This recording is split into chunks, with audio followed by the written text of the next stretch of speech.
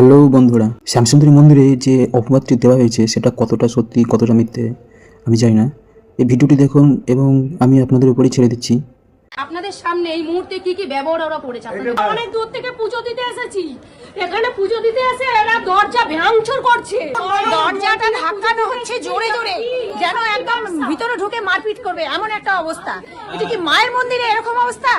কোন অবস্থা করেছে, আমরা এখানে রীতিমতো সবাই ভয় পেয়ে গেছি এই জন্য না যে আমাদের কিছু হবে। এখানে কত দূর দূর থেকে ভক্তরা এসছে, তাদেরকে এরকম করছে। মায়ের সামনে কত বড় অপমান, মায়ের বলছে গয়না খুলে দিয়ে দিতে মায়ের।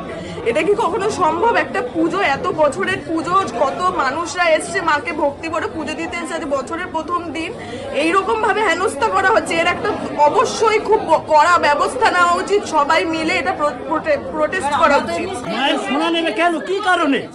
ভক্তরা দিয়েছে।